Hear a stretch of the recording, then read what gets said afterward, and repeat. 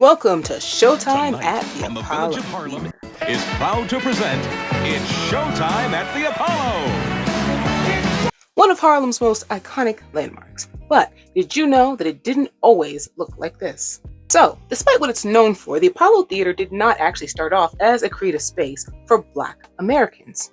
In fact, it was originally called the Hetig and Seaman's New Burlesque Theater and was a no blacks allowed building. Yes, the same Apollo Theater that famously hosted open mic nights for Black people in the 1930s.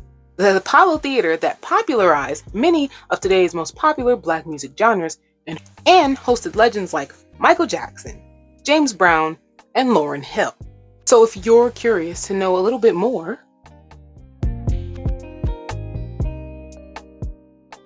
the now Apollo Theater opened in 1914 as Hetig and Seaman's New Burlesque Theater. And when it first opened, it catered to a very different crowd. No blacks allowed. Not a single Had a dreams that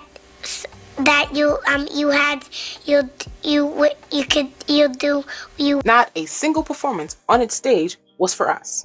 It actually wasn't until 1934 that the Apollo, somewhat as we know it, was born. The theater rebranded itself as the 125th Street Apollo Theater and was centered around Harlem's Black community.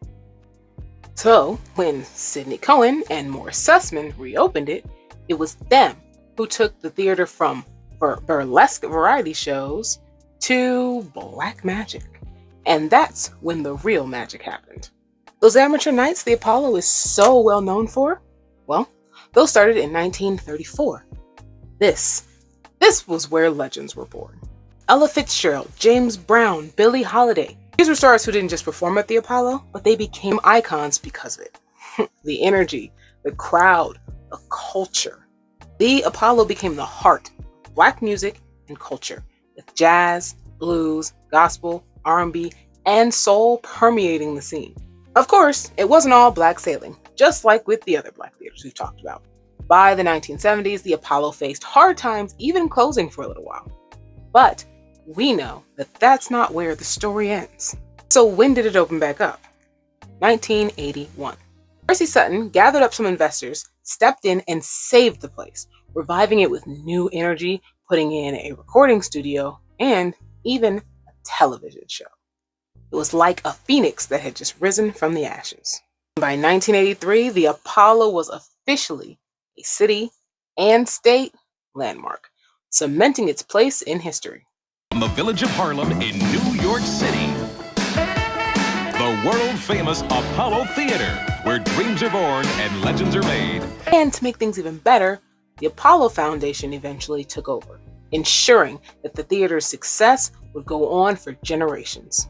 So today, the Apollo is a nonprofit powerhouse with concerts, dance, film screenings, and educational programs, still honoring its roots in Harlem. I said that kind of weird, but I don't feel like saying it again, so we're going to keep it. And it doesn't stop there.